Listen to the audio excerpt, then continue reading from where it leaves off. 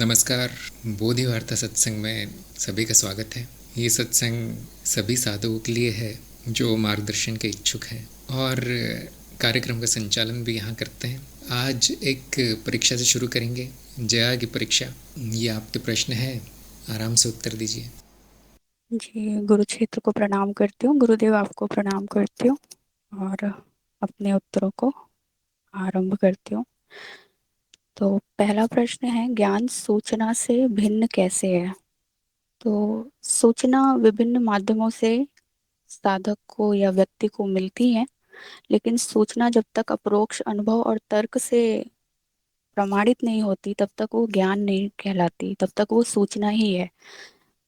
भले वो शाब्दिक ज्ञान ही क्यों ना हो, लेकिन वो प्रामाणिक तभी होता है जब वो अपने अपरोक्ष अनुभव और तर्क के द्वारा प्रमाणित होता है, सिद्ध होता है।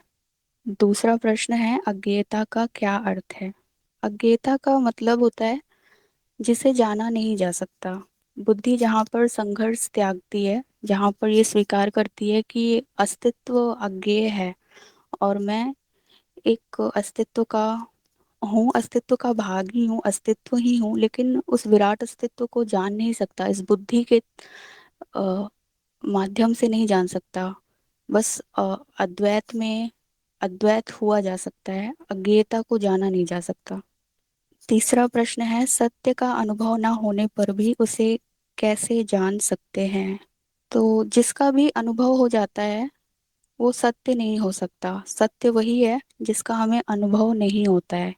अनुभव परिवर्तन का ही होता है, इसलिए वो सत्य नहीं हो सकता। सत्य अनुभव करता ही है, इसीलिए हमें उसका नकारात्मक ज्ञान होता है।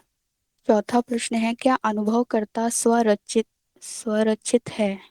अनुभवकर्ता की रचना किसी ने नहीं करी है, वो स्वरचित भी नहीं है। अनुभवकर्ता अस्तित्व में बस अनुभव करता है, उसे वो कहीं से प्रकट नहीं हुआ है, उसका कोई आदि अंत नहीं है, ना जन्म हुआ है ना मृत्यु हुई है, बस वो है। पांचवा प्रश्न है, अस्तित्व के दर्शन की क्या विधि है? हमें जो कुछ भी दिखाई दे रहा है, अनुभव हो रहा है, वो सब कुछ अस्तित्व का ही प्रकट रूप है, अस्तित्व स्वयं है। और अनुभवकर्ता अस्तित्व का दूसरा आयाम है जो अप्रकट है, लेकिन अस्तित्व का दर्शन हमें सीधा सीधा हो रहा है, बीच में कोई प्रक्रिया या कोई विधि नहीं है, अनुभव के रूप में ही हो रहा है।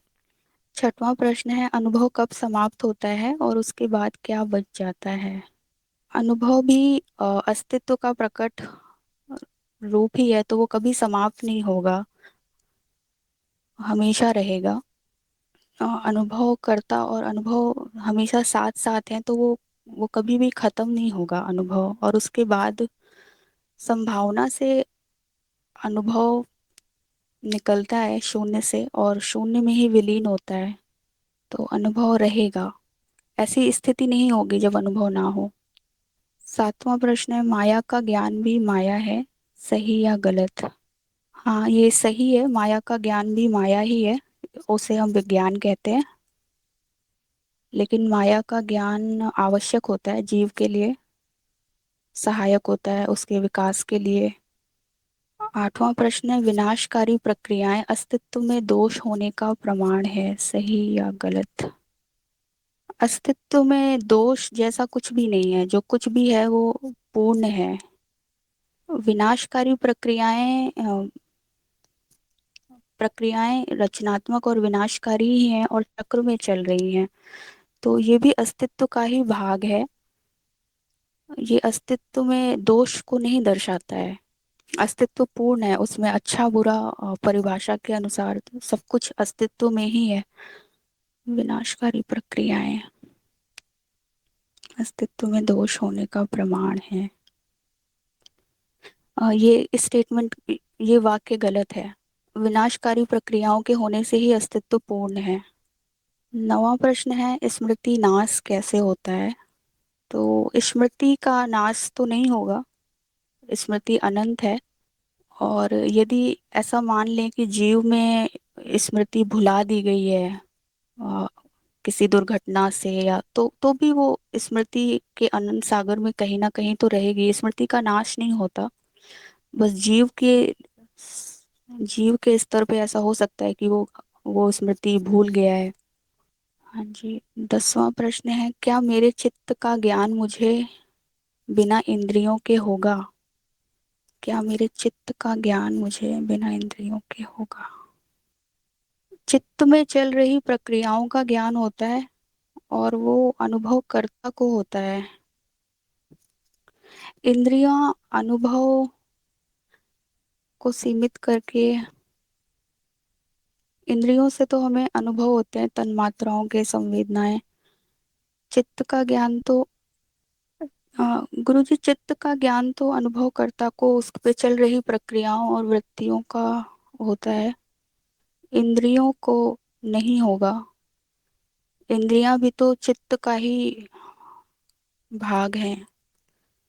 जी प्रणाम गुरुदेव, उत्तर समाप्त हुए। बहुत अच्छा प्रयास रहा आपका। आपको मिलते हैं 8 अंक, 10 में से 8, जो कि बहुत ही श्रेष्ठ ज्ञान जिसको हुआ है उसको मिलते हैं 8 या उसके ऊपर। तो जया को बहुत अच्छा ज्ञान हुआ है। आपके लेख भी बहुत ही अच्छे आपने लिखे हैं। आप में संभावना तो दिख रही है। तो आपको चरण 4 में भेजा जाएगा।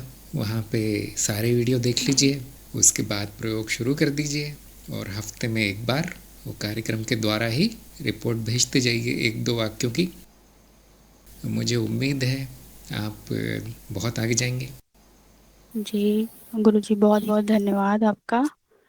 और जिन जिन साधकों ने मेरी मदद करी है उनको मैं अपना आभार व्यक्त करना चाह रही हूँ। सुवेद जी, अविनेश जी, हिमांशु जी, वेदांश जी, अमित जी, वेदिका जी, दिव्यकांति जी, इन सभी ने इक्वली ज्ञानार्जन में मेरा बड़ा सहयोग किया है, समझ को भी विकसित किया है। और मैं बहुत अनुग्रहित हूँ ज्ञान पाके। ऐसा लग रहा है कि जीवन सार्थक हो गया है।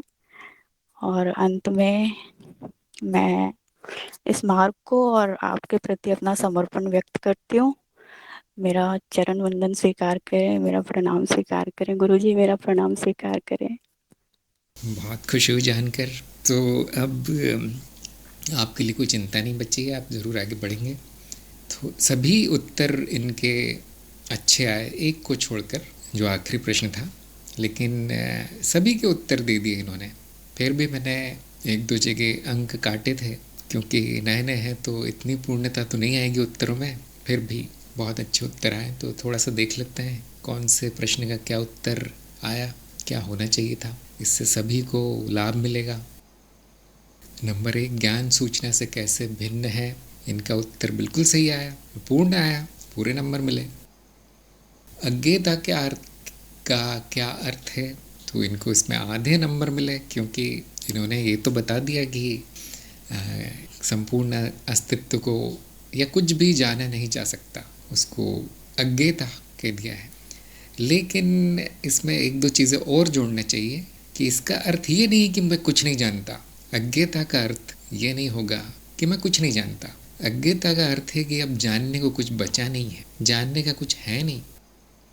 जो भी है वो मैं स्वयं हूँ, संपूर्णता मैं स्वयं हूँ। अब जो भी जाना जाएगा वो कुछ मिथ्या रूप ही होगा, स्वप्न का ही रूप होगा कोई, जिसको कि जानना न जानना सब बराबर है। अज्ञेयता का अर्थ है कि अज्ञान पूरी तरह हट गया है और ये भी जान लिया गया है कि अब जाना नहीं जा सकता कुछ। तो एक तरह से देखा जाए, एक दृष्टि से अज्ञेयता ही संपूर्ण ज्ञान की तरह लगती है। ये भी जानना ज़रूरी है कि अज्ञेयवादी ये नहीं कह रहा है कि मैं लाचार हूँ, बेचारा हूँ, कुछ नहीं कर सकता, ऐसा नहीं कह रहा। वो कह रहा है मैंने जो देखना था देख लिया, अब कुछ नहीं बचा।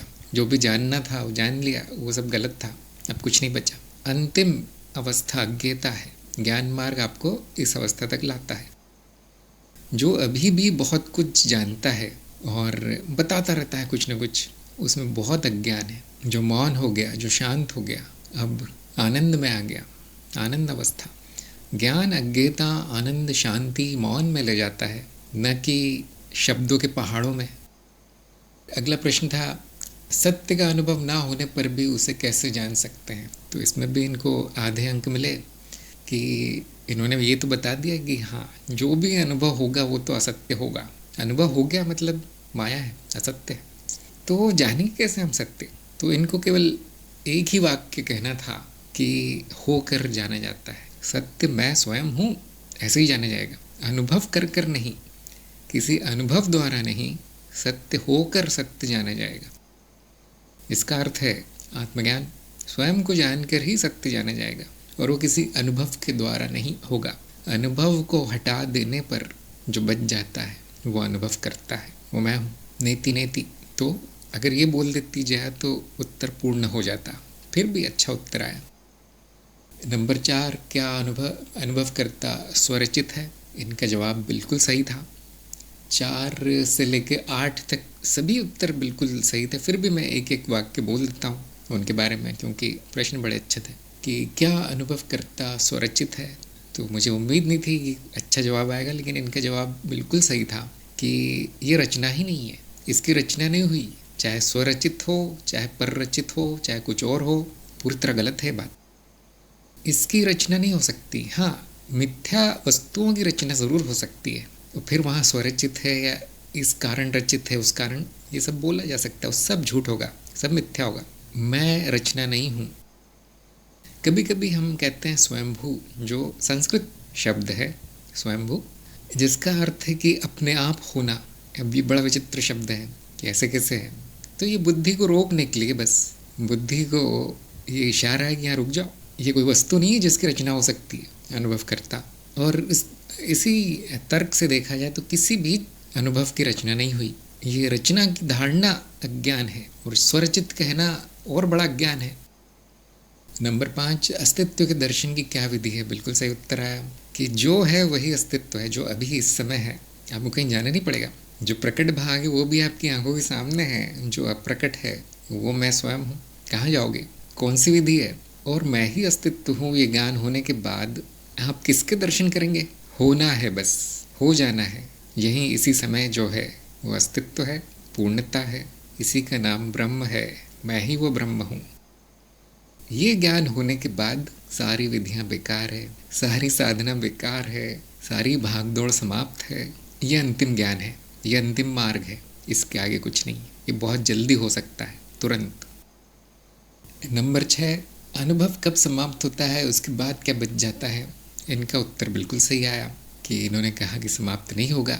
फिर दूसरा भाग जो प्रश्न का था कि क्या बच जाता है, इन्होंने उसके बारे में कुछ ज़्यादा बताया नहीं क्या बच जाता है, लेकिन जब समाप्ति नहीं होगा तो क्या बच जाएगा?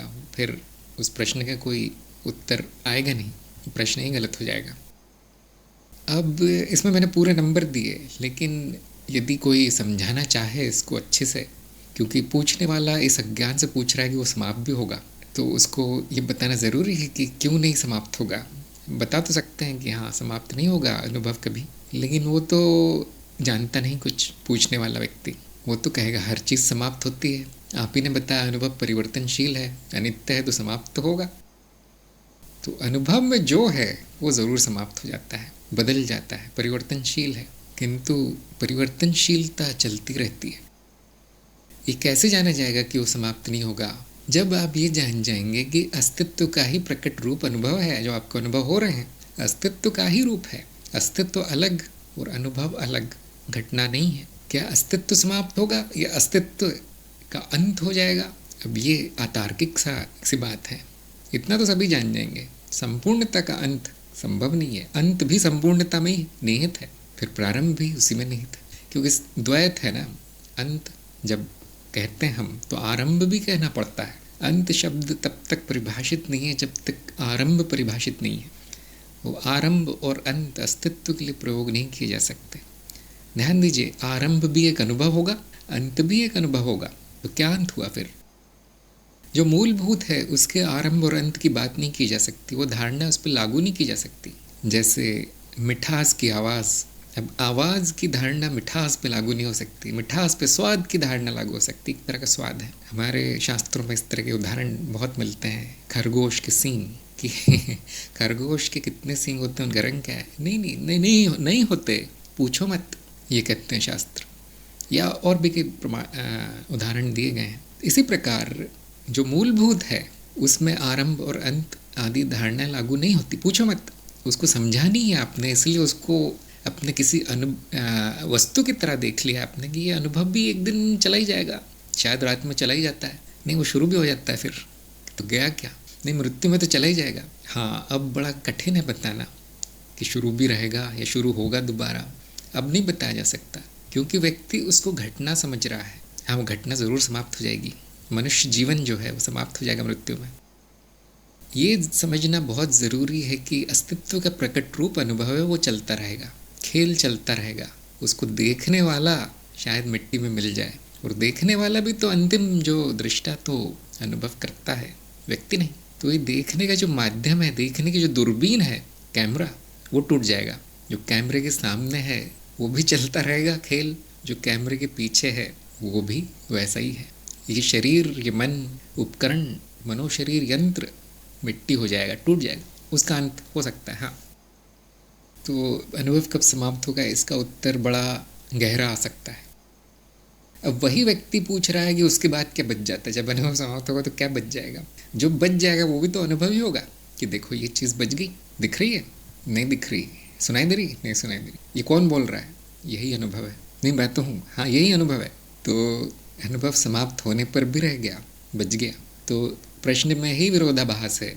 आप देख रहे हैं किस अज्ञान से आया होगा प्रश्न, अनुभव की परिभाषा न जानने के कारण आया है। दूसरा एक और तर्क दिया जा सकता है, समयहीनता।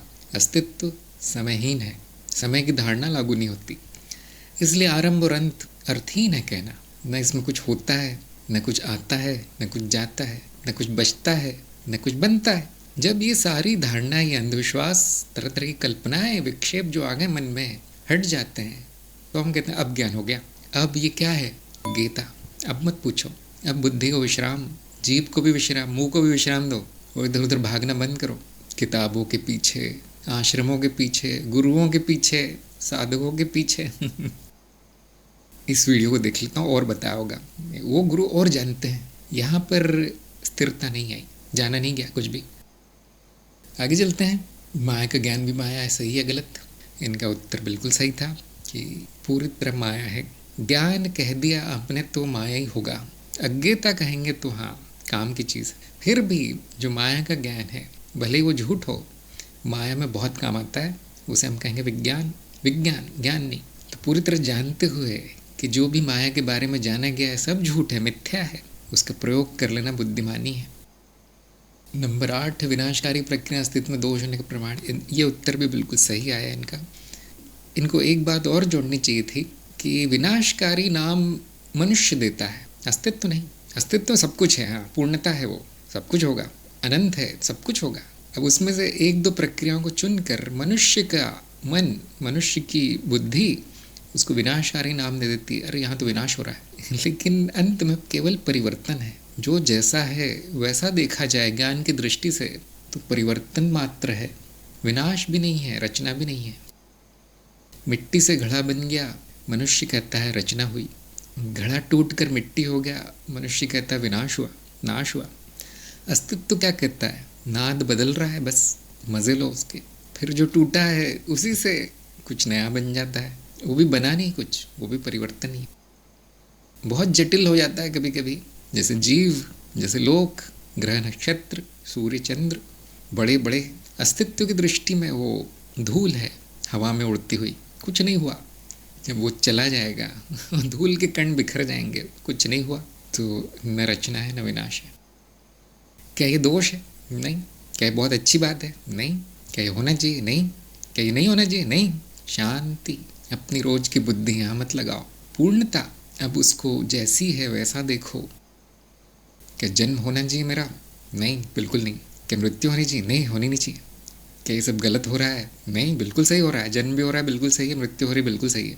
नहीं, तुम कहना क्या चाहते हो? जो तुम पूछ रहे हो वही गलत है। पूर्णता देखी नहीं अभी तक। जिसने पूर्णता देख ली वो शांत हो जाएगा। वो ये भी नहीं कहेगा बहुत अच्छा हो रहा है, नहीं ये हो रहा है ऐसा कहेगा बस। अज्ञेयवादी ये नहीं कहेगा, वो कहेगा मैं जानता नहीं अच्छा हो रहा है या बुरा हो रहा है। हो रहा है, कोई सुनेगा तो कहेगा तुम जानते नहीं, अज्ञान बहुत है।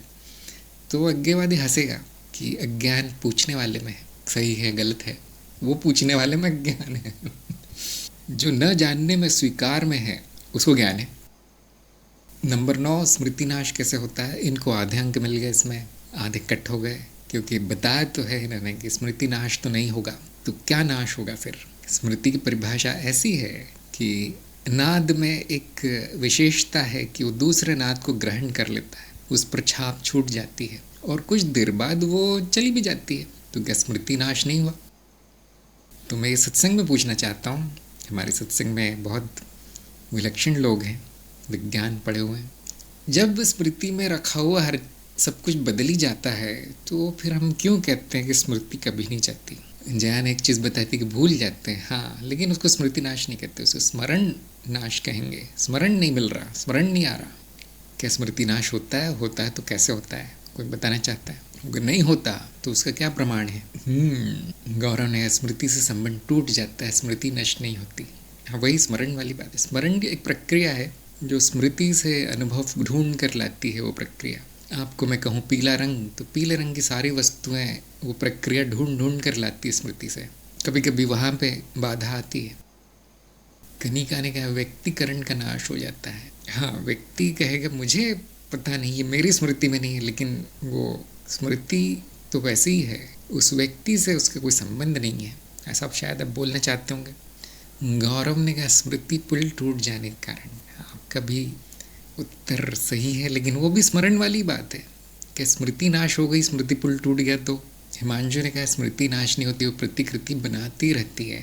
हाँ, स्मृति में जो संयोजित हुआ है वो बदल जाता है, लेकिन उसकी कई प्रतिकृतियां बन जाती, कॉपी बन जाती, इसलिए वो नाश नहीं होती, बदल कर भी नष्ट नहीं होती। ये एक बहुत अच्छा इनका उत्तर आया हिमांशु का कि जो मूल है, मौलिक, ओरिजिनल, वो ज़रूर गायब हो जाएगा कुछ क्षणों में, लेकिन तब तक वो हज़ारों बार प्रतिकृति हो चुकी होगी उसकी। मधु ने कहा जीव स्मृति का नाश हो सकता है, लेकिन संस्कार का नहीं। अब जीव स्मृति में जो है वही दूसरी स्मृतियों में छप जाता है जाकर। हम तो ये कहते हैं कि जीव स्मृति नहीं रहती, हाँ, लेकिन उसमें जो छपा था वो नाश नहीं होगा कभी। अजय ने कहा स्मृति नाश नहीं होता, अन्य नाद रचना द्वारा संचित कर ली जाती, हाँ, उसकी प्रतिकृति बन जाती कहीं जाकर। सुमन ने कहा विश्व सिद्धि नष्ट क्या होगी, सब कुछ स्मृति में ही है, अनंत है, हाँ, तो उसमें नष्ट होना ना होना, समयहीनता, पराभौतिकता, परामानसिकता, ये सब देखते हुए कोई भी निर्णय लेना कठिन हो जाता है। कविता ने कहा स्मृति अनुभवों का प्रतिरूप अपने अंदर बनाते हुए चलती है, यदि स्मृति नष्ट भी हो जाए तो अनुभवों की प्रतिकृति स्मृति में संचित रहती है, वो कभी नष्ट नहीं होती। हाँ, बिल्कुल सही उत्तर है आपका। और हम ये भी कहते हैं कि सभी अनुभव स्मृति के ही हैं। अब और कठिन है मामला, अगर सभी अनुभव स्मृति के हैं और स्मृति नश्वर है तो सभी अनुभव समाप्त हो जाने चाहिए थे, लेकिन बड़ी विचित्र बात है कि कभी समाप्त नहीं होते। अभी हमने उत्तर दिया, तो इसलिए स्मृति सदा है, नित्य है। लेकिन ये भी ध्यान रखना चाहिए, स्मृति एक धारणा है, अनुभव नित्य है और उसकी व्याख्या के लिए स्मृति की धारणा बनाई गई है, इसलिए स्मृति की धारणा नित्य है। किशोर ने कहा सभी स्मृति विश्व चित्त से आती है। विश्व चित्त और विश्व स्मृति एक ही चीज़ है। कमल ने कहा जीव स्मृति का नाश होता है, विश्व स्मृति का नाश नहीं होता। जो हमने ऐसे भेद बताए हैं स्मृतियों में कि जीव स्मृति है, जागृत स्मृति है, स्वप्न स्मृति है, ये सूक्ष्म स्मृति है, वो विज्ञान है, अंत में सब कुछ एक ही है। तो अब कह सकते हैं कि जीव स्मृति छोटी सी है, उसमें इतना अनुभव भर नहीं सकता, इसलिए वो विश्व स्मृति में जमा होता रहता है, वो नष्ट होती रहती है। लेकिन नहीं, ऐसा कुछ नहीं होता, अंत में वो भी रह जाता है किसी और जगह।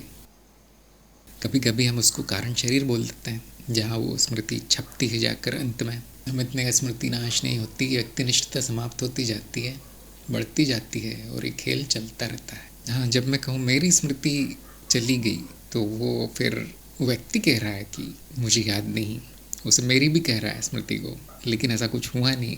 जो अनुभव थे स्मृति से आए थे, स्मृति में ही छपे हैं। हिमांशु ने जीव व्यक्ति स्वयं स्मृति की ही प्रतिकृति। हाँ, अब ये और कठिन हो जाता है इसमें। देखिए, उसकी जटिलता बढ़ती जा रही है। स्मृति क्या है बताना कितना कठिन हो जाता है। जब हम कहते हैं जीव स्मृति, तो जीव तो खुद ही स्मृति से रचित है, स्मृति में स्थित नाद रचना ही है, वो भी बदल जाता है, लेकिन प्रतिकृति बन जाती है। हाँ, तो इस स्मृति को समझना बहुत कठिन है, बहुत बड़ा विज्ञान है। जानकी ने कहा है एक जगह टूट गया तो दूसरी जगह रचना बन जाती है, प्रतिकृति बन जाता है, स्मृति पुल से जुड़ जाता है। हाँ, ये सारी प्रक्रियाएं चल रही है इधर स्मृति में, इसलिए उसके नित्य होने का आभास होता है। बदल रहा है सब कुछ, फिर भी बड़ी विचित्र प्रक्रियाएं चल रही हैं, जिससे कि ऐसा लगता है कि सब कुछ वैसा ही है। कई जन्मों की स्मृति वैसी की वैसी पड़ी है। उस दिन क्या किया था, क्या खाया था, कहाँ गए थे, आपको कई वर्ष पहले का फिर से याद आ सकता है कभी कभी किसी घटना से।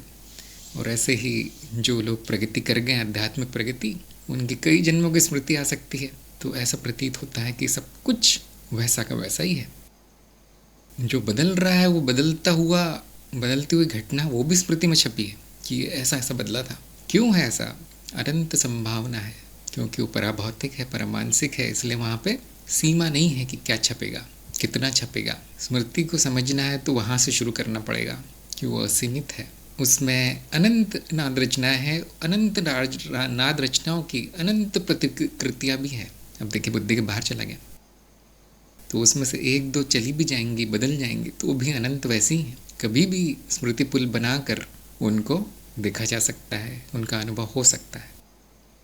ये सब सुनने में बड़ा अजीब लगता है कि तो बहुत बहुत ज़्यादा सैद्धांतिक लगता है, लेकिन अंत में प्रमाण आपका अनुभव ही है। आपका अनुभव हो जाएंगे इस तरह के ढूंढने जाएंगे तो। सूरज ने कहा स्मृति अर्धस्थायी होती है और इसके धीमे परिवर्तन के कारण स्थायी प्रतीत होती है। अंततः स्मृति केवल एक और सरल नाद में परिवर्तित होती है। ये बहुत अच्छा उत्तर है आपका। संदीप ने कहा स्मृति चित्त की परतों के साथ संबंधित होती है। चित्त की अवस्था से विभिन्न स्मृतियों का स्मरण आता जाता रहता है। आपकी बात भी बिल्कुल सही है। परतें भी तो बदल रही हैं, लेकिन फिर भी सारी रचना वैसी की वैसी लगती है कि वैसी है। कल जो था आज भी है, हमेशा रहेगा। तो अंत में अनुभव करता भी वैसा ही रहता है, अस्तित्व भी वैसा ही रहता है, अनुभव भी वैसा ही रहता है, स्मृति भी वैसी रहती है, सब कुछ वैसा ही है। और ऊपर से सब कुछ बदल भी रहा है, सब आ रहा है, सब जा रहा है। यहाँ पर हमें मनुष्य की सीमा का पता चलता है कि मनुष्य कितना छोटा है। वो कहता है कि मैं जान सकता हूँ इस सब को, लेकिन जो वो जानता है वो गलती होता है। माया उससे भी बड़ी है। ये माया का छोटा सा रूप है मनुष्य, इसकी बुद्धि इतनी है। आगे चलते हैं। क्या मेरे चित्त का ज्ञान मुझे बिना इंद्रियों के होगा?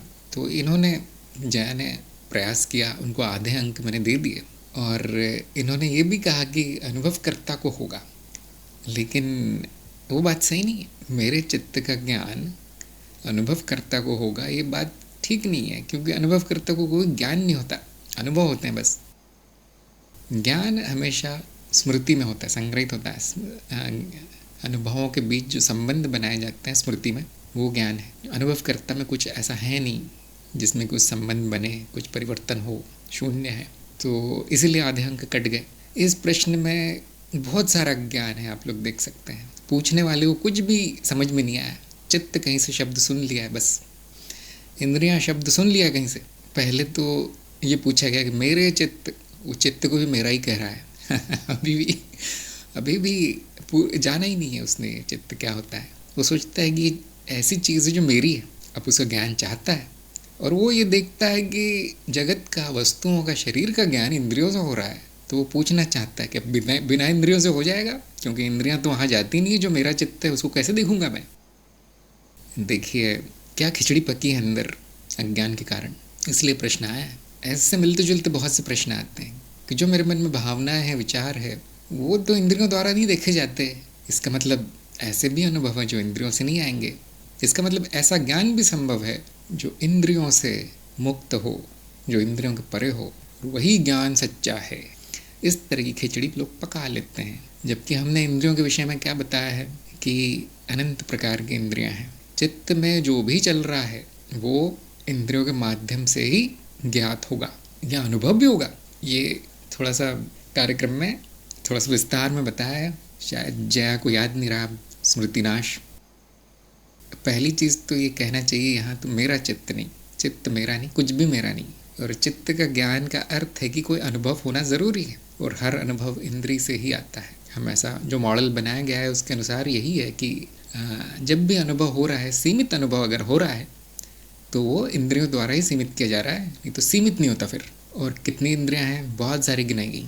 और जब ज्ञान होगा तो स्मृति में संचित होगा, सीमित ज्ञान ही होगा। इंद्रियां सीमित कर रही है अनुभव को, तो ज्ञान भी सीमित होगा। वो सारा मिथ्या होगा, काम चलाऊ होगा।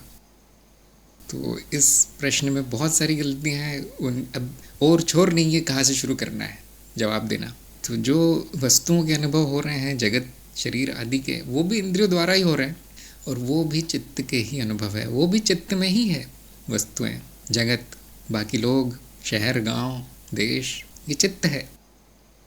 अब अगर ऐसा किसी अज्ञानी को बता दिया जाए, जो रास्ते चलते आदमी को, देखो तुम्हारा घर, तुम्हारी कार, तुम्हारी बीवी, बच्चे मानसिक है, चित्त में है, तो या तो हंसेगा या तो वो भाग जाएगा सुन के कि किसी और को बेवकूफ़ बनाना, ऐसा बोलेगा।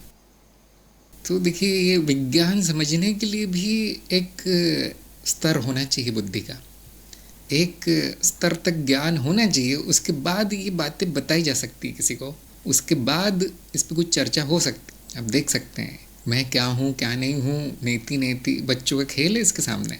लेकिन विज्ञान समझने के लिए बहुत तेज बुद्धि चाहिए, नहीं तो ऐसा होगा ये शरीर चित्त में है, बोलेगा नहीं नहीं नहीं मेरे अंदर चित्त है, उसका ज्ञान बिना इंद्रियों होता है, ऐसा बोलेगा व्यक्ति। क्योंकि स्कूल में तो ऐसे ही पढ़ाया गया है, सारा भावनाएं विचार दिमाग में चल रहे हैं। अब उनको मैं बताऊं कि देखिए शरीर और उसके सारे अंग स्मृति मात्र है, विश्वास नहीं होगा आप किसी को।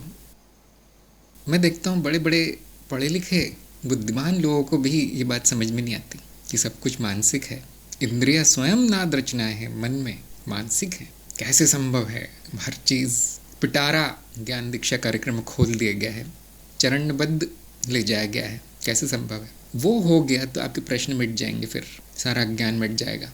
जो भी मान्यताएं बना रखी हैं उल्टी सीधी, सब नष्ट हो जाएंगी। आप देखें बहुत सरल है ये चीज़, जगत कहाँ से आ गया, वस्तु कहाँ से, जगत में शरीर कहाँ से आ गया, फिर मेरा मन क्या है, इसका अनुभव कैसे हो रहा है जब वो वस्तु नहीं है, जब इंद्रियां नहीं पकड़ती तो मैं कौन देखता है। फिर देखिए कितना अंधेरा है, कितनी उलझन है यहाँ पर। हम ऐसा नहीं कहेंगे मूर्खता है, ऐसा नहीं है, वो बहुत समझदार व्यक्ति होगा जो ये प्रश्न कर रहा है, लेकिन व्यवस्थित ज्ञान नहीं लिया, गुरु की शरण में नहीं गया, मार्ग नहीं पकड़ा, इसलिए ऐसा ही रह जाएगा, कुछ समझ में नहीं आएगा। ऊपर से ये आने जाने अनुभव, इसी को मैं मान लिया है, यही तो मैं हूँ। जिसको भावना आती, जिसको विचार आता है, जिसके शरीर में दर्द होता है, सुख होता है, भूख लगती है, यही तो मैं हूँ। और ये घर मेरा है, ये परिवार मेरा है, ये गांव शहर मेरा है, देश मेरा है, मैं और मेरा। अब ये संपूर्ण अज्ञान है यहाँ पे, संपूर्ण। क्या इस व्यक्ति को कुछ बताया जा सकता है तुम क्या हो क्या नहीं हो? कितनी बड़ी दुविधा है, कितना कठिन कार्य है किसी को कुछ बताना, किसी को कुछ समझाना। बताने जाओ तो 90% समझ में नहीं आता उसके, कहाँ से शुरू करूँ। अज्ञान का पहाड़ इतना बड़ा है, उसे खोदना कहाँ से शुरू करूँ। अंत में हम कहते जानने को कुछ नहीं है। अब तो पूरी तरह बेकार सी बात लगती है। और आप ये भी देखते होंगे कि अधिकतर लोग ऐसे ही हैं, इसी प्रकार के अज्ञान में हैं। ऊपर से और भी उल्टी सीधी बात, तो अंधविश्वास और तरह तरह की मान्यताओं में पूरी तरह डूबे हुए हैं, डूब चुके हैं वो। अब उनके सतह के ऊपर आने की कोई संभावना भी नहीं दिखती। तो ये कितना बड़ा कार्य है। 1 लाख लोग गुरु से मिलेंगे, उसमें से एक को ज्ञान होगा, जो मैं बता रहा हूँ, एक को समझ में आएगा, एक उसको सुनेगा, एक उसको सत्यापित करेगा, उसके लिए वो सत्य होगा। बाकियों के लिए शब्द होंगे, शाब्दिक होगा। कुछ लोगों की बुद्धि अच्छी है, उनके लिए उनको थोड़ा बहुत समझ में आ जाएगा, लेकिन उसी गहराई नहीं पकड़ पाएंगे, उनके लिए बौद्धिक होगा। इसलिए यदि आपको ज्ञान हुआ है, यदि आपके प्रश्न समाप्त हुए, यदि आप में मौन और शांति आई है, तो आप इस लोक में सबसे ज़्यादा भाग्यशाली, सबसे बड़ा खजाना आपको मिला है। ये ज्ञान जो दे सकता है वो बहुत बड़ा कार्य कर रहा है। मैं ऐसे नहीं कह रहा कि वो बहुत बड़ा है, वो छोटा सा है, कार्य बहुत बड़ा है। ज्ञान दान सबसे श्रेष्ठ दान है, सबसे बड़ा दान है। लाखों करोड़ों रुपए दान करने के बराबर एक व्यक्ति को आत्मज्ञान देना है।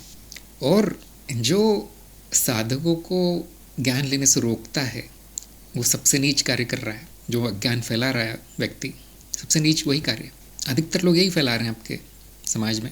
सबसे बड़ा पुण्य ज्ञान देना है, और सबसे बड़ा पाप किसी को ज्ञान लेने से रोकना है।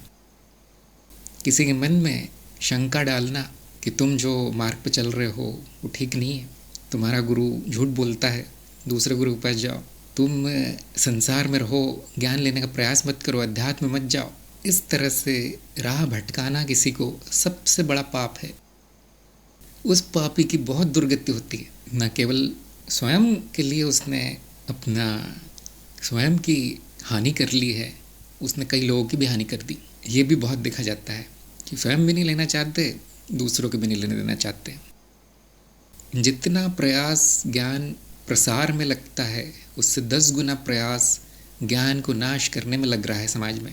ऐसा कभी कभी लगता है कि बहती नदी की उल्टी दिशा में हम बह रहे हैं। जब हम आध्यात्मिक रास्ता चुनते हैं तो ऐसा लगता है कि ये उल्टी दिशा है, सबसे कठिन यही कार्य लगता है। फिर भी प्रयास करते हैं हम कि थोड़ा ही हो जाए आधा ही हो जाए, उसमें कोई शुद्धता नहीं है, बुद्धि नहीं चलती, सुन ही ले कम से कम, ये भी बड़ा पुण्य है। कोई आया है आपके पास, उसको एक ज्ञान का वाक्य सुना देना भी बहुत बड़ा पुण्य है। और एक झूठ, एक चीज़ जिससे उसका अज्ञान बढ़ जाए, जिससे कि उसकी प्रगति रुक जाए, एक वाक्य बोल देना भी बहुत बड़ा पाप है।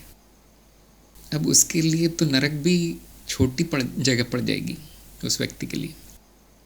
हरीश ने पूछा है, कृपया देव योनि पर प्रकाश डालिए। मेरा तो अनुभव शून्य है इस बारे में, मैं कैसे प्रकाश डालूं?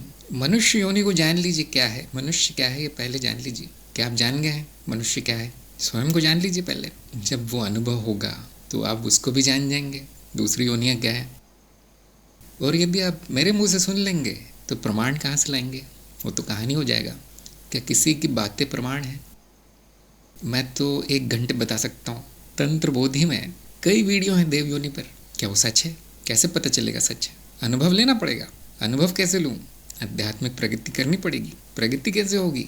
बिना गुरु, बिना मार्ग, बिना ज्ञान प्रगति नहीं होगी। तो मैं अगर 2 घंटे भी बता दूँ तो भी वो कथा कहानी है, बस मनोरंजन हो जाएगा, प्रगति नहीं। तो हरीश को मैं कहूँगा, यदि आपकी रुचि है तो किससे कहानियों को छोड़ दीजिए, योनियों आदि को। स्वयं को जान लीजिए पहले, मनुष्य को जान लीजिए पहले। जो स्वयं को जान गया वो सब जान गया। फिर सही मार्ग चुनिए, सही गुरु चुनिए, विधिवत चलिए, साधना कीजिए। कहानियों का कोई अर्थ नहीं है। इस माया में बहुत कुछ है, उन सब के बारे में जानकर आपकी कोई प्रगति नहीं होगी। अनंत है वो सब जानकर, बस सूचनाओं का पहाड़ बन जाएगा मन में, अर्थहीन है। सही मार्ग चुनिए, सही गुरु चुनिए, आगे बढ़िए। किशोर ने कहा, ज्ञान प्रसार में सहयोग देना चाहें तो कैसे दे सकते हैं? अभी अभी मैंने बताया कि सबसे कठिन काम यही है। तो गुरु आज्ञा, जब तक गुरु ना कहे कुछ नहीं करना है। यदि कोई आ जाए पूछते हुए कि मुझे ये जानना है वो जानना है, तो आप उनको सही जगह भेज सकते हैं। जो कोई प्रसार कर रहा है, जो इस कला में प्रवीण हो गया है, उसके पास भेजा जा सकता है। इतना आप कीजिए। बाकी गुरु जिसको बताता है कि तुम ये सिखाओ वो सिखाओ, उनको ज्ञान प्रसार करना चाहिए, जितना गुरु ने बताया उतना।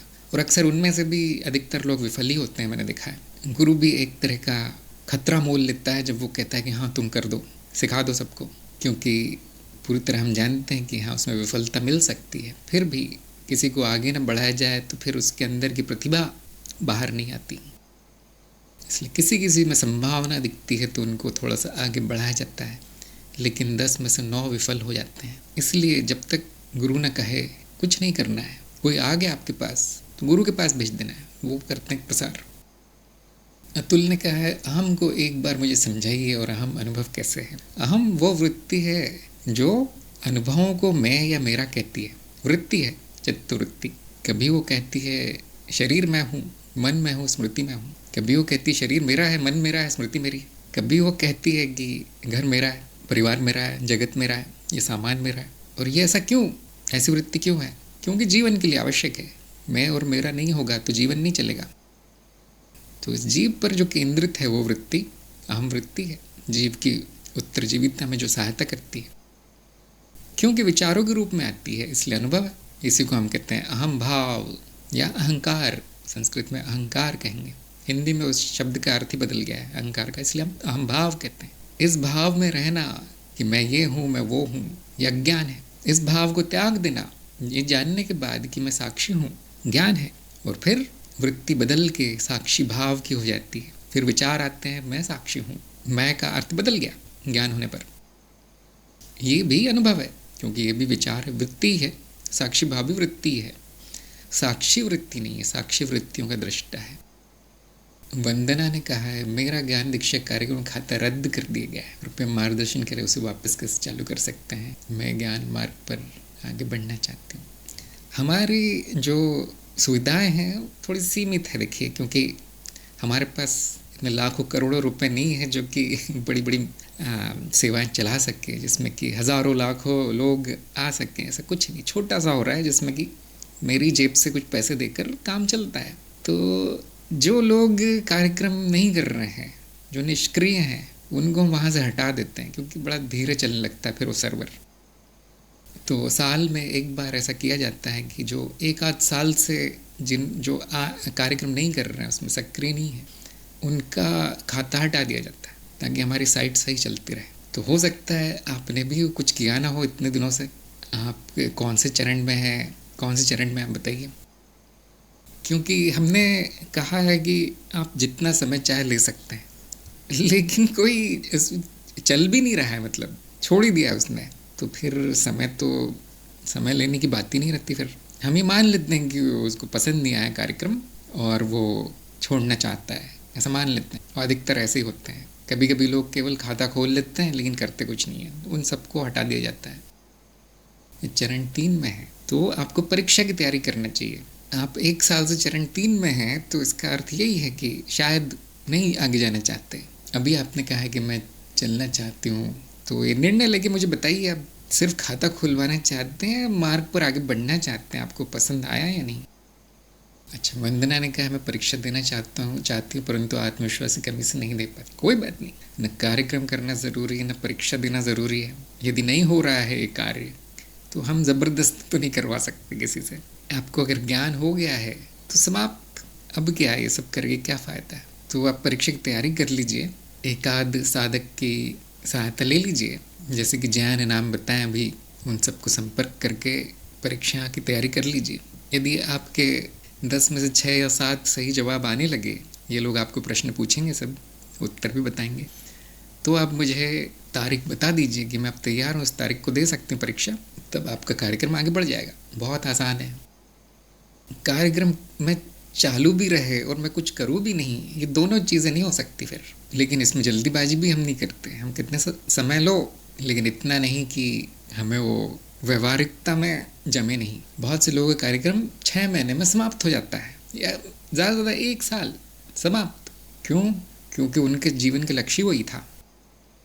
उनको सारा समझ में भी आ जाता है, परीक्षा भी पास हो जाती है। अभी जया का है जैसे, कितना अच्छा ज्ञान हुआ है, परीक्षा भी अच्छी हुई। तो जिनका रुक रुक के चल रहा है, सालों सालों से चल रहा है, परीक्षा में भी डर लगता है, मैं कहूँगा छोड़ ही दो। आपने प्रयास कर लिया, यहाँ नहीं जमा। हो सकता है कि ज्ञान मार्ग ही आपका मार्ग हो, लेकिन हो सकता है कि ये तरीका नहीं जमा हो आपको, जो ऑनलाइन देना और ये सब लिखना विखना वीडियो सुनना। हो सकता है कि कुछ लोगों को ये पसंद ना आए, उनको ये पसंद आए कि मैं किसी आश्रम में रहूं और गुरु के सामने बैठकर सब कुछ सीखूं। तो अगर आपकी ऐसी इच्छा है, आपकी मतलब सत्संग में किसी की भी, तो ये कार्यक्रम में झंझट छोड़कर सीधे गुरु के पास जाके बैठ जाइए। यही मेरा सुझाव है।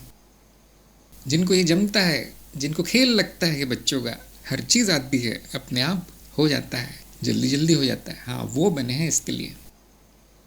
गुरु भी ऐसा ही शिष्य ढूंढ रहा है। ऐसा शिष्य नहीं ढूंढ रहा कि जिसको कि पीछे पढ़ पढ़ के ज्ञान देना पड़े, आ जाओ भाई हाथ जोड़ता हूँ तुम्हारे, ऐसे शिष्य नहीं ढूंढ रहा। जो प्राकृतिक रूप से हो जाए, सरलता से हो जाए, वो अच्छा रहता है।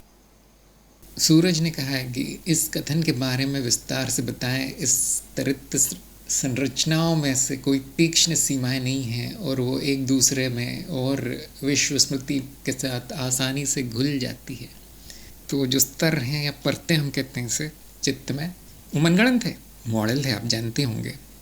किस आधार पर बनाया गया है कि हाँ, चित्त में ये कार्य होते हुए दिखता है, वो कार्य होते हुए दिखता है, ये स्मृति दिखती है, वो स्मृति दिखती है, ये पहले आई वो बाद में आई। इस तरह से हमने अनुभव के आधार पर कुछ तथ्य जमा किए हैं चित्त के बारे में और फिर ये मॉडल बना दिया है। जो सीमा हमने बनाई है कि ये परत यहाँ तक है और वो परत वहाँ तक है, उस मनगढ़ंत है ना, समझने के लिए, बस व्यवस्थित करने के लिए चित्त को, क्योंकि इतनी जटिल चीज़ है। लेकिन अंत में वो जो रचना है वो तो है, बस सीमाएं, वैज्ञानिक विधि है उनको जानने की बस।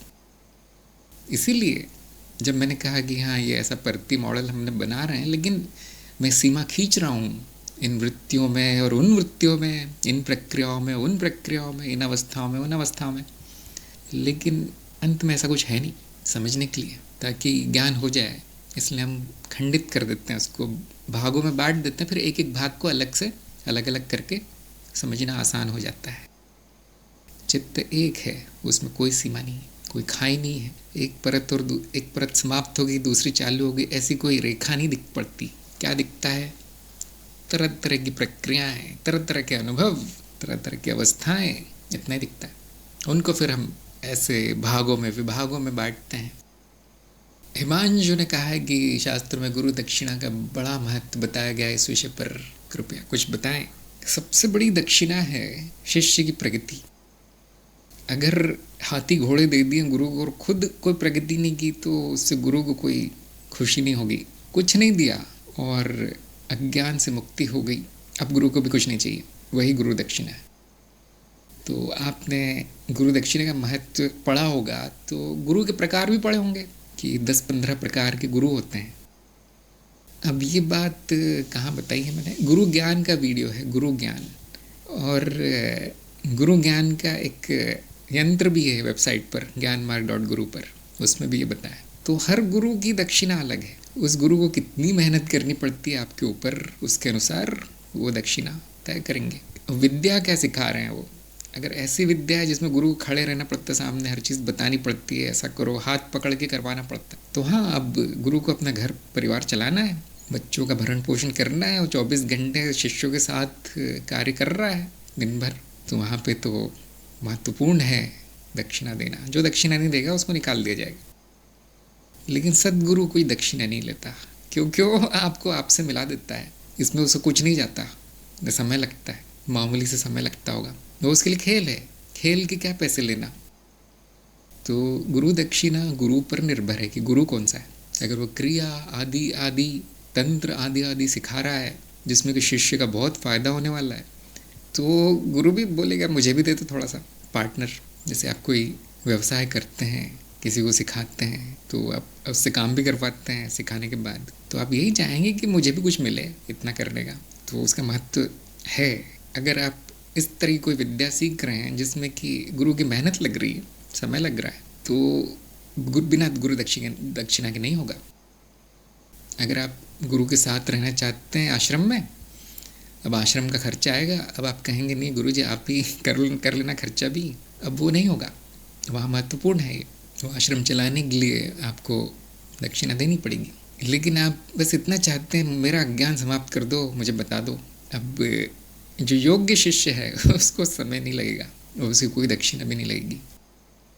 ये तो हो गया, मेरे विचार हो गए, ये मेरे निजी आप कह सकते हैं व्यक्तिगत विचार हैं, इसमें मत है। ऐसे आप किसी और से पूछेंगे तो वो अपनी कहानी बता देगा, किसी और गुरु से पूछेंगे तो वो अपना मत बताएगा, अपना विचार बताएगा। ऐसे हज़ारों विचार होंगे, ऐसे सैकड़ों शास्त्र होंगे कि किसी में कुछ लिखा है, किसी में कुछ लिखा है कि 100 गायें दक्षिणा होनी चाहिए, एक शास्त्र में लिखा। अब क्या आप अब उस ज़माने में हो सकता है वो वही हो मोल उसका शिक्षा का, आधुनिक युग में बोलेंगे 100 कारें होनी चाहिए, थोड़ा ज़्यादा हो गया। तो इस युग में जो शास्त्र लिखे जाएंगे उसमें कुछ और लिखा जाएगा कि 15,000 से ज़्यादा नहीं होनी चाहिए दक्षिणा, 15 साल बाद उसी कोई कीमत नहीं है तो क्या है फिर? सबको अपना अपना तय करना है, कोई नियम नहीं है इसमें। मैंने अपना बता दिया क्या होता है। जया ने कहा है जाति स्मरण क्या है और कैसे हो सकता है, इसका क्या लाभ है? जाति शब्द जन्म से निकला, जहाँ भी ज आ गया मतलब कुछ जन्म से संबंधित है कोई बात। तो जाति मतलब जन्म होते रहना, सभी जन्मों का स्मरण जब हो जाए या कई जन्मों का स्मरण हो जाए तो जाति स्मरण कहलाएगा। कैसे हो सकता है? जैसे जैसे आध्यात्मिक प्रगति होगी वैसे वैसे अनुभव बढ़ते जाएंगे, तरह तरह के अनुभव होंगे, उनमें से एक अनुभव ये भी होगा। जैसे कि मैंने अभी अभी बताया था कि कोई घटना हो जाए और वो घटना आपको आपके बचपन की या सालों पहले की घटना याद दिला दे, यहाँ उस दिन भी यही हुआ था, उस दिन यहाँ गए थे, मैंने ये बोला था, किसी और ने कुछ और बोला था, पूरी तरह प्रकट हो जाती है। जबकि वो आप सोचते थे कि वो तो सब जा चुका है, मेरी स्मृति से भूल चुका हूँ, प्रकट हो जाता है। हम इसे कहते हैं स्मृति पुल बन जाना।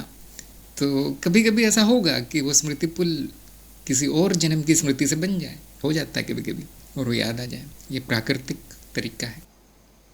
और बहुत सारी विधियां हैं, उसको साध कर इसी इसी प्रक्रिया को साधना के द्वारा भी किया जा सकता है, जो कि तंत्र मार्ग है। सारी की सारी स्मृतियाँ पढ़ी जा सकती है, न केवल आपके जन्म की, वैसे आपका तो होगा नहीं, जिसे भी आप अपना मानते हैं जन्म, और तो और बाकी लोगों की स्मृतियाँ पढ़ी जा सकती, बाकी लोगों के सभी जन्मों की सभी स्मृतियाँ भी देखी जा सकती, क्योंकि सब कुछ एक है तो संभव है। अगर खंडित होता तो असंभव था। तो शुरुआत कैसे होती है? जानकर कि एक है। आपकी शुरुआत हो गई, जान लिया आपने चित्त को, स्मृति एक है, स्वयं को भी जान लिया, मैं भी एक ही हूँ, सब कुछ एक ही है। तो अब हो सकता है, आगे बढ़ा जा सकता है। वो जो पहला विघन दूर हो गया है। ज्ञान ही पहला विघन है। शुरुआत ज्ञान से होती है, उसके बाद जैसे जैसे आपकी प्रगति होगी हो जाएगा। यदि आपको तेज करना है तो उसे हम कहेंगे सिद्धि मिलना। सिद्धि कैसे मिलेगी? तंत्र साधना से, गुरु की शरण में। बैठे बैठे नहीं होगा। कुछ लोगों को बैठे बैठे हो जाता है, तो उनकी कई जन्मों की साधना है, पुरानी साधना है, प्रकट हो गई। मेरी भी होनी चाहिए, तो आप भी प्रयास कर लीजिए। इसका क्या लाभ है? कोई लाभ नहीं है। माया है, कोई लाभ नहीं है। ज्ञान लाभ हो सकता है, आप कह सकते हैं हाँ मुझे अब प्रत्यक्ष प्रमाण मिला है कि सारी स्मृति एक ही है, समयहीन स्मृतियां हैं, कभी नष्ट नहीं होती, आदि आदि। ये ज्ञान आपको एक और बार मिल सकता है, एक और तरीके से मिल सकता है, एक और प्रमाण मिल सकता है। इसको हम लाभ कह सकते हैं। अगर आप इसमें फंस गए, ये स्मृति मेरी है, वो स्मृति किसी और की, मैंने इस जन्म में ये किया था, अब क्या होगा? अभी लाभ नहीं, अभी हानि है, क्योंकि माया के फेर में पड़ गए। अब कुछ नहीं होगा, अब कुछ अच्छा नहीं होगा। इसीलिए सबको नहीं करना है, गुरु की शरण में करना है। और जब तक गुरु ना कहे उसे कोई उपयोग भी नहीं करना है। अगर पता भी चल रहा है किसी की स्मृति, स्वयं की स्मृति ये है वो है, उस पर कोई निर्णय नहीं लेना है, उस पर कोई कर्म नहीं कर देना है। तो इसलिए गुरु ज़रूरी है। लाभ तो पता नहीं, मुझे हानि ज़रूर हो सकती है। हाँ, कमल ने अपनी विचार लिखे हैं, बहुत अच्छी बात है। आपको लाभ हुआ, आपकी प्रगति हुई, यही हम चाहते हैं। थोड़ा सा तो आगे बढ़ जाए कोई, जितना हम चाहते हैं, तो आप आगे भी आपकी प्रगति होगी, इसमें कोई शक नहीं है। आगे बढ़ते रहिए।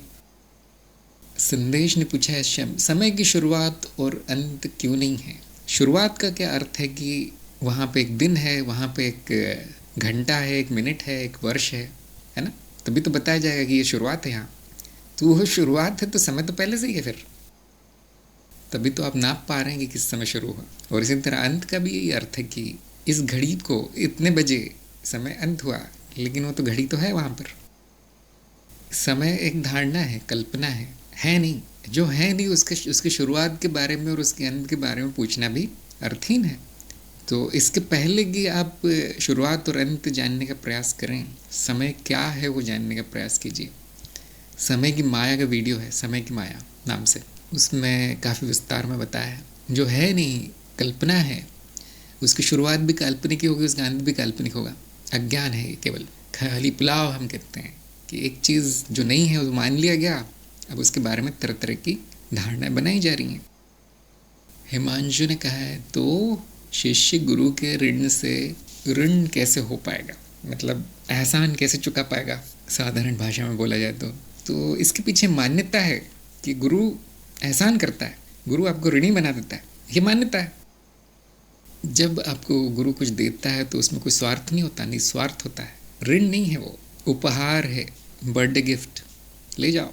तो यदि कुछ इस उम्मीद से दिया जाए कि मुझे वापस चाहिए इसके बदले में कुछ, तो ज़रूर आप ऋणी हो जाएंगे। लेकिन दे दिया है, बस ले जाओ, तो फिर उसको चुकाने का प्रश्न नहीं आता, वो आप ही का था। जैसे जो ज्ञान हुआ है वो आपका स्वयं का है। क्या वो मेरा है जो मैंने आपको दे दिया? कुछ नहीं, स्वयं का ही है। जो आप स्वयं है वही हो गए हैं, तो उसमें मेरा क्या गया? मेरा कुछ नहीं गया। आपको क्या मिला? कुछ नहीं मिला। तो अब क्या सोचते हो ऋण विण चुकाने उकाने की? वो तो पूरी तरह अज्ञान है फिर। हाँ, कभी कभी शिष्य की संतुष्टि के लिए मैं कहता हूँ कि जो मैंने किया वो करो। जैसे मैंने आपको मार्ग दिखाया वैसे किसी और को भी दिखाओ। लेकिन जैसे कि मैंने अभी बताया, सब लोग नहीं कर पाएंगे, बहुत बड़ा कठिन कार्य है। इसलिए कोई किसी उम्मीद से नहीं कहा जाता। जब मैं कहता हूँ कि हाँ आप लोग भी जारी रखिए, कुछ करते रहिए, खाली समय में ज्ञान प्रसार, खेलते रहो, लेकिन किसी उम्मीद से नहीं कहा जाता कि कोई कुछ करेगा। वो आज्ञा नहीं होती, वो ऐसा होता है कि तुम्हारा मन है तो जाओ कर लो। कभी कभी मैं ऐसा कहता हूँ कि सभी मेरे ही रूप हैं, तो सबको अज्ञान से मुक्त करवाना मेरा कर्तव्य है, लेकिन ऐसा कुछ नहीं है। खेल है। जिसे ज्ञान हुआ है वही समझ पाएगा कि खेल क्यों है। जो अज्ञानी बड़ी गंभीरता से लेगा इसको, ऋण विण और ये सब। गुरु को ही पता होता है कि ना कुछ दिया गया है ना कुछ लिया गया है। जो पहले था यथावत हो गया। हाँ, कमल ने कहा है गुरु शिष्य दो नहीं है, तो कौन किसको देगा। ऐसे ही लोग कहते हैं मुझे माँ बाप का ऋण चुकाना है, उन्होंने मुझे पैदा किया, उन्होंने मुझे बड़ा किया है। इसमें कितना अज्ञान है देखिए। जो भी किया है प्रकृति ने स्वयं किया है, उसका क्रेडिट माँ बाप ले लेते हैं कि हमने किया है। और बच्चों के मन में भर देते हैं कि हमने तुम्हारा पालन पोषण किया, ये किया। लेकिन बच्चे ने तो कहा नहीं था, वो तो था ही नहीं उस समय। उसने तो कुछ नहीं कहा था कोई उपकार करो मुझ पे। बच्चे तो स्कूल जाने ही नहीं चाहते, वो तो पढ़ने ही नहीं चाहते, वो तो खेलना चाहते हैं। वो तो ज़बरदस्ती भेजा गया था उसको। फिर उस पर यह भी थोपा जाता है कि अब चुकाओ, ये सब हमने किया है, ये सब तुम्हारे लिए किया है। जैसे कि मैंने कहा है, अज्ञान का और छोर नहीं दिखता इस दुनिया में। कितनी परतें हैं अज्ञान की। आप पैदा हुए हैं, आपका अर्थ है मनुष्य शरीर, किसी की मेहरबानी से नहीं हुए। आपको खिलाया पिलाया गया है, खाना दिया है, वो मेहरबानी नहीं है। अब उनको मजबूरी है, मान लो कर्तव्य है। पैदा किया है तो अब खिलाना ज़रूरी है।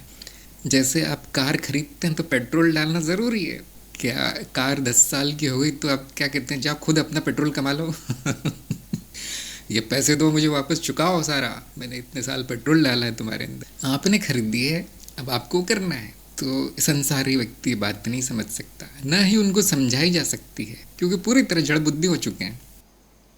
साधक समझता है कि मेरा कोई ऋण नहीं है, कोई पूर्वज नहीं है, कोई माँ बाप नहीं है, गुरु को भी नहीं देना मुझे कुछ, न गुरु मांग रहा है। सभी कर्तव्यों से मुक्त है साधक, सभी ऋणों से मुक्त है।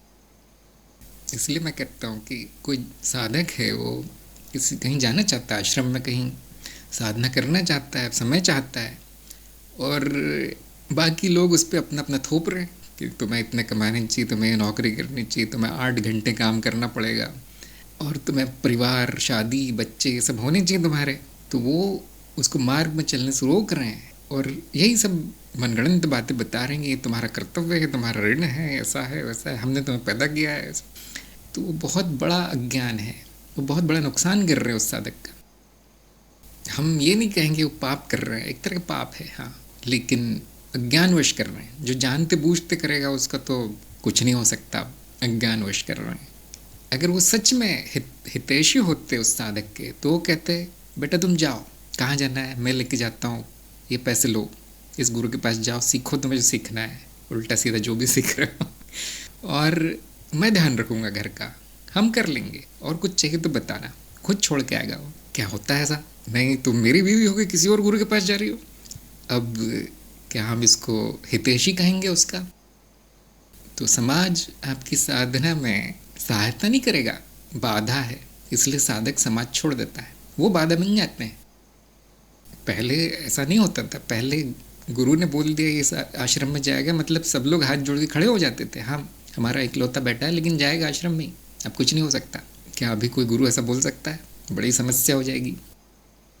तो इतनी पट्टी पढ़ाई गई है जनता को, इतना मतारोपण किया गया है कि वो अपना हक भी भूल चुके हैं लोग, कि ये मेरा जन्म सिद्ध हक है, मुझे मेरे मार्ग पर चलना। दूसरे ही चला रहे हैं, दूसरे जो बोलेंगे वो करना है, नहीं तो बड़ी समस्या खड़ी कर देते हो। इसलिए मैं कहता हूँ कि साधक को कुछ छोड़ना नहीं पड़ता, अपने आप ही छूट जाता है, क्यों बनी नहीं रही। जिस ताले के लिए जो चाबी बनी है उसी चाबी से ताला खुलता है, दूसरी चाबी से नहीं। वो चाबी और वो ताला और वो दूसरी चाबी का कोई मेल नहीं है, दोनों एक दूसरे के नहीं है, तो साथ क्यों रहेंगे? साथ तो अलग बहुत बड़ी चीज़ है। एक छत के नीचे रहना तो असंभव है, वो तो एक शहर में भी नहीं रहेंगे, अपने आप हो जाएगा। फिर ये समझ के रोना नहीं है कि मैंने कुछ बुरा कर दिया, मैंने कर्तव्यों का पालन नहीं किया, मैंने कुछ नहीं होता आपका कुछ नहीं है, सब थोपा गया आपके ऊपर। उनका कर्तव्य है कि आपकी सहायता करें मार्ग में चलने में, लेकिन वो नहीं करेंगे। कम से कम रोके नहीं, अगर वो रोकते हैं तो छूट ही जाता है, टूट जाता है। वो छूटना तो बहुत अच्छा शब्द है, बुरी तरह से टूटता है। और ये ना टूटे, इसी कारण बहुत से साधक प्रगति नहीं कर पाते बंधनों में। इसलिए गुरु कुछ बनाता नहीं है, तोड़ता है हर चीज़। ऐसा लगे सब टूट गया, अंत में शरीर से भी आपकी आसक्ति तोड़वा दी जाती है। सब तोड़ना ही है यहाँ पर, शरीर भी छूट जाएगा। जैन का ये अज्ञान है। अभी तक तो समझ रही थी माता पिता का ऋण नहीं चुकाया जा सकता क्योंकि उन्होंने जीवन दिया है। माता पिता माध्यम है। ऐसे वाक्य में सुनता हूँ तो समझ में नहीं आता मैं कहाँ से शुरू करूँ बताना। क्या कोई जीवन दे सकता है किसी को? वो तो बहुत बड़ा अहम है कि मैंने पैदा किया है किसी किसी को। बहुत विचित्र बात है ये। किसी ने पूछा था अहम क्या है मतलब बच्चों को भी मेरा मान लेना अहम की सीमा है। किसी और व्यक्ति को मेरी संपत्ति मान लेना, अब तुम वही करोगे जो मैं कहूँगा, ये अहम की अति है। हाँ, अज्ञान की कोई सीमा नहीं। ज्ञान तो बड़ा छोटा सा है, ज्ञान तो एक दिन में आ जाता है। अज्ञान की कोई सीमा नहीं, वो फैलता जाता है। सभी को इस पर मनन करना चाहिए। क्या मैं पैदा हुआ था सारा ऋण लेके, या मेरे पे थोपा गया है ये सब? मातारोपण है। क्या मुझे गुरु को कुछ देना चाहिए? क्या गुरु जो मांग रहा है वो सही गुरु है? क्या मेरा स्वार्थ है कि वहाँ से मैं सीख रहा हूँ कि मुझे पैसे देने पड़ रहे हैं? कहीं मैं कुछ गलत तो नहीं सीख रहा? जो अर्थहीन सी चीज़ है वो तो नहीं सीख रहा कहीं? क्योंकि ज्ञान पैसे से नहीं मिलता। क्यों, आप तो स्वयं हैं। आपको किसको पैसे देने पड़ेंगे कि मुझे, मैं क्या हूँ बता दो और जो उसके पैसे ले रहा है, तो फिर मैंने कहा था कि वो सबसे बड़ा पुण्य है और निस्वार्थ है, तो उसका क्या होगा फिर? कभी कभी ये बताना कठिन हो जाता है कि गुरु अपने लिए पैसे मांग रहा है, कुछ करने के लिए पैसे मांग रहा है। मान लीजिए आश्रम खोलना है, मठ खोलना है, या प्राचीन काल में ऐसे गुफा बना दी जाती थी साधकों के लिए, बैठो इसमें गुफा बनानी है, जो भी है, या उनको जो भी दाल रोटी खानी है, तो वो साधना करेंगे तो खेती बाड़ी तो करेंगे नहीं, तो वो मांगा जा रहा है। ज्ञान के बदले में मांगा जा रहा है या इस शरीर के लिए मांगा जा रहा है, शरीर को जीवित रखने के लिए?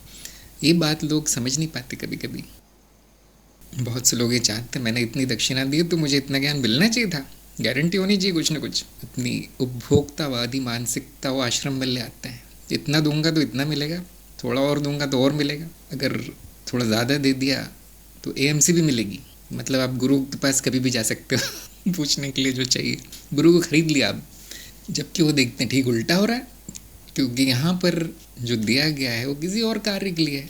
गुरु की जो परियोजनाएं चल रही हैं, सेवा कार्य चल रहा है, या गुरु के अपने शरीर के लिए ही, जीवित रहने के लिए, आने जाने के लिए, उन खर्चों के लिए पैसे दिए गए। फिर ज्ञान वो उसके पैसे नहीं है। मुझे क्यों नहीं मिल रहा? शिष्य में योग्यता नहीं है। गुरु ने ठीक वो दिया है जो सबको देता है। वही सत्संग है, वही प्रवचन है, वही किताबें लिखी गई हैं, सब कुछ वही, सबके लिए एक जैसा है। हाँ, शिष्य में योग्यता नहीं है, और वो ये समझ लेता है कि शायद गुरु प्रसन्न नहीं, इसलिए मुझे नहीं समझाते, बाकियों को समझाते थे, बाकियों को तो समझ में आ जाता है। शायद उनको अकेले में जाके बताते होंगे, विशेष कोर्स करवाते होंगे वो हज़ारों का। तो इसीलिए बड़ी जटिल चीज़ है ये। इसलिए आप उसको दान समझ, अगर आप कहीं जाते हैं कोई मांगता है, उसको दान समझ के दे देना है। दान ही तो है वो, उसके बदले में आशा नहीं करनी है। फिर एक दो जगह मैं गया था, गुरु बोलते हैं हाँ यहाँ पैसे रख दो, फल जो भी लाए थे वो खाने पीने, हाँ रख दो, अब जाओ घर जाओ मैंने कहा हम यहाँ आए किस लिए फिर? अगर आपको भेजना ही था तो हमने ये सब दिया क्यों है? नहीं, उनको कोई मतलब नहीं है। गुरु को कोई मतलब नहीं होता कि आपने जो दिया उसके बदले में कुछ करे। हो सकता है आपको गाली दे दे, हो सकता है डंडा लेके पिटाई कर दे। दक्षिणा से ज्ञान को जोड़ना ठीक नहीं है। कभी कभी कुछ नहीं तो हाँ बैठो, तुम्हारा इंतज़ार कर रहा था मैं, ऐसा बोलेगा गुरु, उसको सब कुछ मिल जाएगा। दक्षिणा हाँ बाद में दे देना। यहाँ पे दुकानदारी वाली मानसिकता लेकर नहीं आना चाहिए अध्यात्म में कि ये दूंगा तो वो मिलेगा, इतना दिया है तो उतना मिलेगा। कुछ नहीं होगा ऐसा। या अब मुझे इतना मिल गया तो अब मुझे चुकाना पड़ेगा उसकी कीमत, कुछ नहीं है ऐसा। बड़ा सरल है कि आपकी श्रद्धा है, आप देख रहे हैं गुरु कार्य कर रहे हैं, उसमें पैसा लगता है, आप भी दे दो थोड़ा सा, बदले में कुछ मत मांगो। गुरु का भी कार्य, आप आगे बैठ गए, हाँ ये भाई कर लो, ये साधना कर लो, ये आसन कर लो, ये ज्ञान है ये ले लो, मनन कर लो, और फिर ख़त्म। इतनी सी बात है। जानकी ने कहा वो कृतज्ञता गुरु और माता पिता के लिए ना सही, प्रकृति के लिए तो होना ही चाहिए।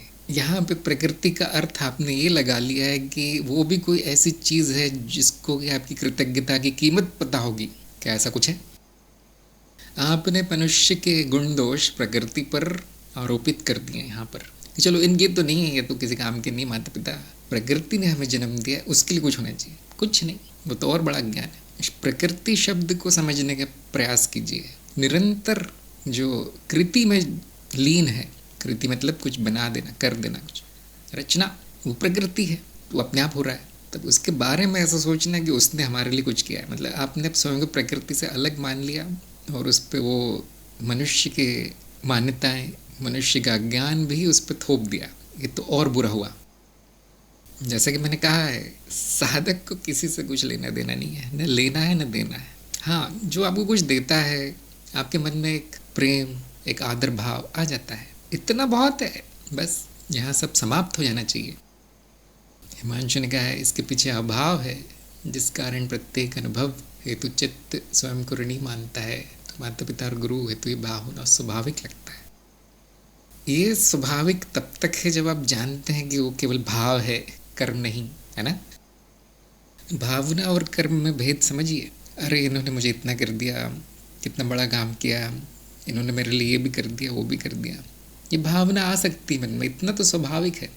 अब उसके लिए रात दिन एक कर देना चुकाने के लिए वो ठीक नहीं है, वो अस्वाभाविक है। कमल ने कहा, जब तक किसी के प्रति घृणा है, कृतज्ञता का भाव है, तब तक चेतना है, ज्ञान का भाव है। बिल्कुल सही। जिनमें अज्ञान है वो मुझ में और सामने वाले में भेद देखेगा।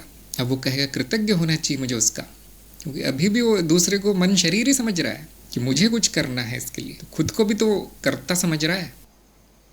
ध्यान दीजिए, मैं और आप एक हैं। मैं स्वयं का ऋणी हो गया, मैं स्वयं को कुछ देता हूँ उसके बदले, क्या इस बात का कोई अर्थ है? जो अज्ञानी है वो अभी भी भेद देख रहा है सब में, कहता है कि मुझे इसके प्रति कृतज्ञ होना चाहिए, उसके प्रति ऐसा होना चाहिए। मतलब अहंकार बहुत है, अहम बहुत है अभी भी। जैसे एक बच्चा होता है, मिल गया, बैठे कहीं, आपने उसको कुछ खाने का दे दिया, टॉफ़ी दे दी, क्या उसको कृतज्ञ होना चाहिए जीवन भर? उस बच्चे में कोई अहम नहीं है, ज्ञान तो है नहीं, अज्ञान भी नहीं है उसमें। ऐसा ही साधक है, ऐसा ही गुरु है। हाँ, तुम आए हो, खेल खेल में तुम्हें ज्ञान हो गया, बस क्या लेना है, क्या देना है, कौन सी कृतज्ञता? मैं ही तो हूँ जिसको ज्ञान हुआ है, वो मेरा ही तो रूप था। तो जो भी कुछ लेना चाहता है किसी से, छीनना चाहता है, ज़बरदस्ती मांगे रखता है अपनी, ये कर देना बस, मतलब ज्ञान तो हुआ नहीं उसको। स्वयं को अलग समझता है, जिसके लिए उसने कुछ किया है उसको अलग समझता है। इसे हम कहते हैं निस्वार्थ प्रेम, जिसमें कोई स्वार्थ ना हो। कुछ किया गया है तो प्रेम के लिए किया गया है, स्वार्थ के लिए नहीं। वो सामने वाले में प्रेम नहीं होगा तो वो लौटाना चाहेगा। प्रेम को प्रेम से ही लौटाना चाहिए, ऋण से नहीं। क्या एक बच्चा कहता है माँ को कि मैं बड़ा कृतज्ञ हूँ, आपने मुझे प्रेम दिया? नहीं। तो इस तरह की मान्यताएं आम जनता में बहुत मिलती हैं और बहुत लोग उसका दुरुपयोग करते हैं। कुछ लोगों के मन में बड़ी सरलता होती है, वो ये सोचते कि हाँ ये भावना आ रही, बहुत अच्छी भावना है, शुद्ध भावना है, ना आए तो फिर मैं मनुष्य नहीं हूँ, फिर मैं तो निर्दयी पत्थर हूँ। तो जैसा कि मैंने कहा, भावना आ गई कोई बात नहीं, बहुत अच्छी बात है। उसके पीछे ज्ञान भी होना चाहिए, निस्वार्थ भाव होना चाहिए, हर कर्म में निस्वार्थ भाव होना चाहिए। और इसी तरह आपके लिए भी कुछ कर दिया गया है तो सोचना चाहिए कि निस्वार्थ भाव से किया गया या कुछ मांगने के लिए किया गया। अगर कुछ पाने के लिए किया गया है तो फिर आप गलत जगह पहुंच गए। फिर वो व्यक्ति सही नहीं है, फिर वो लेन देन है, व्यवसाय है, फिर वो कर्म बंधन हो जाएगा। क्या कोई गुरु किसी शिष्य को कर्म बंधन में बांधना चाहेगा? वो तो तोड़ना चाहता है। तो लेने के या देने के भाव से अगर मार्ग दिखा रहा है, ज्ञान प्रदान कर रहा है शिष्य को, तो गुरु से कर्म बंधन हो जाएगा। कोई भी गुरु नहीं चाहेगा ऐसा हो, वो खुद ही तोड़ देता है अगर ऐसा हो जाए तो। कभी कभी शिष्य में बहुत अज्ञान होता है, नहीं आपने दिया है, मैं इस ऋण से मुक्त होना चाहता हूँ। तो वहाँ पे गुरु देखते हैं कि हाँ इसको नहीं समझ में आ रहा है, कहते हैं हाँ 2 केले ले आना कल, वही मेरी दक्षिणा है। वो ले आता है केले, अब वो भी मुक्त हो गया, गुरु भी मुक्त हो गया, झंझट चली गई। एक रोज आके रो रहा था, ऐसे सांकेतिक कभी कभी कर दिया जाता है काम। तो मैं भी ऐसा करता हूँ कभी कभी, नहीं आपने बहुत कुछ किया है मेरे लिए, मुझे ये करना है, मुझे करना है, और उसको कुछ दे दिया जाता है, हाँ ये कर दो, जबकि हम नहीं चाहते कोई बंधन में पड़ा रहे जन्मों जन्मों के। अगर वो शिष्य नहीं काटना चाहता बंधन, तो गुरु स्वयं कैंची लेके काट देता है। जिसको ज्ञान हो गया, सच्चा ज्ञान कि मैं और गुरु एक ही है, वहाँ बंधन हो ना हो सब बराबर है। फिर गुरु भी बंधन है, मार्ग भी बंधन है, परंपरा भी बंधन है, आपका ज्ञान भी बंधन है। सब छोड़ दो, आकाश में तभी उड़ पाओगे जब ये बोझा छोड़ दोगे सारा। अरे मैं ऋणी हूँ, मैं ऐसा हूँ, मुझे ये करना चाहिए, मुझे वो करना चाहिए। अब आप बंधे हो, इन विचारों ने ही बांध रखा है। देखो, गुरु की तरफ दृष्टि डालो, क्या वो ऐसा है जो खुद बंधा है वो दूसरों को क्या मुक्त करेगा? नहीं, मेरी ये परंपरा है, इसमें ये शब्द बोलने चाहिए, इसमें ये कपड़े पहनने चाहिए, खुद ही बंधा है। और फिर वही संस्कार शिष्य में भी आ जाते हैं। जैसे कि मैंने कहा, हम तो तोड़ने का कार्य करते हैं, सब तोड़ दिया जाएगा, अच्छा लगे न लगे, शुरू में तो बुरा ही लगेगा। ये तो जाने को कह रहे हैं, नहीं नहीं, कोई कहीं जाता नहीं है। जब सब एक है और वो सब मैं ही हूँ, कहाँ जाऊँगा? अतुल ने कहा, आपके अलावा किसी के शब्द आज़ाद नहीं करते। अब मैं ऐसा तो नहीं कहूँगा, बहुत से ज्ञानी जन हैं जिन्होंने ये बात कही है। मैं जब कोई नई बात नहीं कह रहा है, ये जो हज़ारों साल से ये बात बोली जा रही है कि यदि आपका लक्ष्य मुक्ति है तो फिर एक दो चीज़ों से क्यों बंधे हो?